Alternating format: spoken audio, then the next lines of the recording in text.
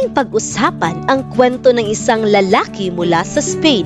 Ito ang kwento ni Enoch na pinamagatang Ang Pangarap ni Enoch, ikalawang bahagi.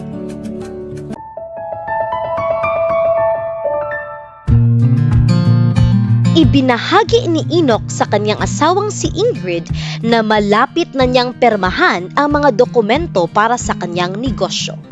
Habang patuloy silang nanalangin, humihingi sila ng patnubay ng Diyos para sa kanilang kinabukasan.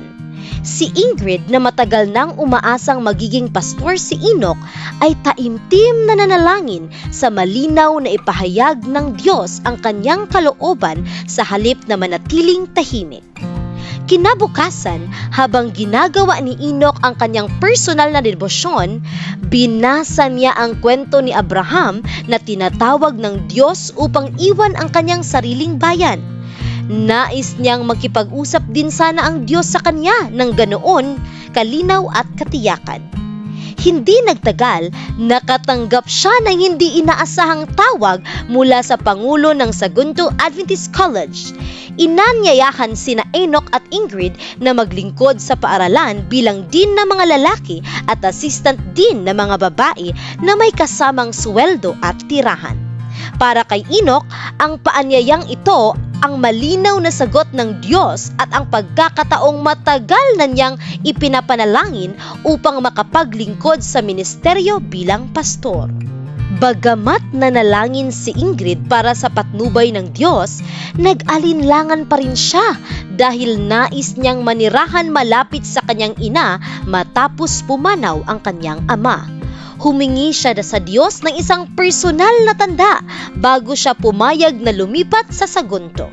Magkasama silang nanalangin ni Enoch na inaalala kung paano binigyan ng Diyos si Gideon ng mga tanda ayon sa Biblia.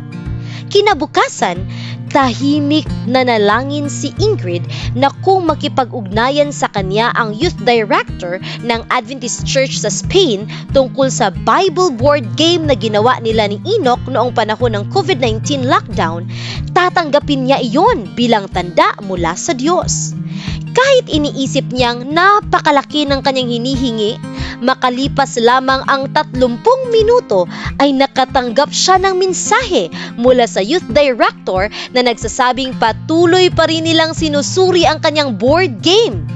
Agad na naunawaan ni Ingrid na iyon ang sagot ng Diyos, kaya tinawagan niya si Enoch upang sabihin na lilipat na sila sa Sagunto.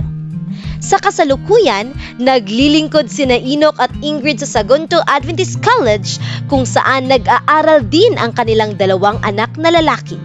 Ipinagbili ni Enoch ang kanyang bahagi ng kanilang physical therapy practice, nag-aaral siya ng theology at ngayon ay buong panahong naglilingkod sa Diyos. Nagpasya ang mag-asawa na palaging makinig at sumunod sa patnubay ng Diyos saan man niya sila dalhin. Ipinapakita rin ng kwentong ito na ang mga nakaraang 13 Sabbath offering ay nagkatulong sa pagpapalawak ng Departamento ng Theology ng kolehiyo at sa pagpapatayo ng dormitoryo ng mga babae. Dahil dito, nagkaroon ng pagkakataon sina Enoch, Ingrid at marami pang iba na maglingkod sa Diyos. Hinihikayat din tayo ng kwentong ito na patuloy na suportahan ang mga proyekto ng misyon. Ang 13th Sabbath offering ngayong quarter ay makatutulong upang mahubog ang mas marami pang buhay para sa walang hanggang kaharian ng Diyos.